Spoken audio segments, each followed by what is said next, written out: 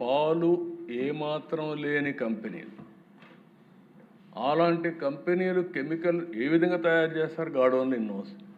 అలాంటి కంపెనీలకు ఇచ్చే పరిస్థితికి వచ్చారు. 19 ఆగస్టు టెండర్ నిబంధనలు సడలింపు చేశారు. 250 కోట్లకు టర్నోవర్ తగ్గించారు. 4 లక్షల లీటర్ల పాల సేకరణ సామర్థ్యం కూడా తగ్గించారు. 250 కోట్లను తగ్గించారు. 4 లక్షల లీటర్లు కూడా తగ్గించారు.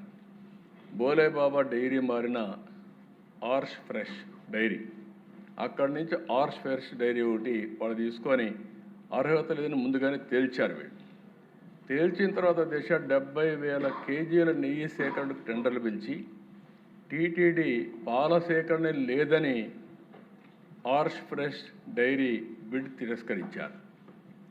అదే సమయంలో 2019 అక్టోబర్ 2019 డిసెంబర్లో 2% కేజీకి ₹5 కమిషన్తో శ్రీ వైష్ణవి మల్గంగా మిల్క్ సంస్థల్ని కోరిన ఆర్ష్ ఫ్రెష్ ఏ విధంగా కొల్యూడ్ అయ్యారనేదానికి దిస్ ఆర్ ఆల్ ఎగ్జాంపుల్స్. అక్కడి నుంచి 2020 జనవరిలో వైష్ణవి ప్లాంట్ను తనిఖీ చేసి ఉత్పత్తి సామర్థ్యం లేకపోయినా సిఫారసు ఇవ్వడం.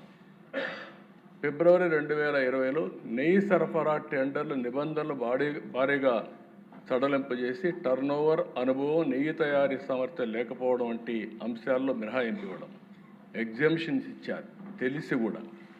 2020 మార్చి 27,200 కేజీల ఆవు నెయ్యి కొనుగోలుకి వైష్ణవి సంస్థకే సప్లై ఆర్డర్ ఇచ్చారు.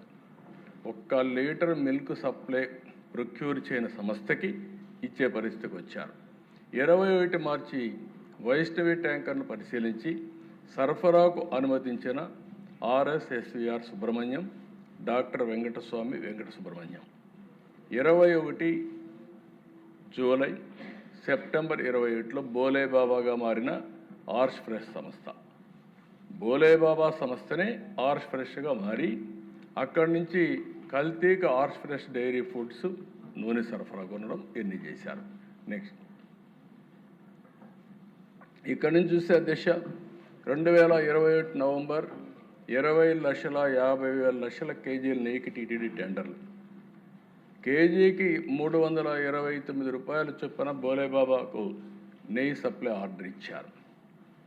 బోలేబాబాని లంచం అడిగిన చిన్నప్పన్న అంగీకరించని బోలేబాబా తనిఖీకి టీటీడీ అక్కడి నుంచి ఆ జీఎం పైన ఒత్తిడి, టీటీడీ జీఎం పైన ఒత్తిడి, ఇవన్నీ జరిగాయి.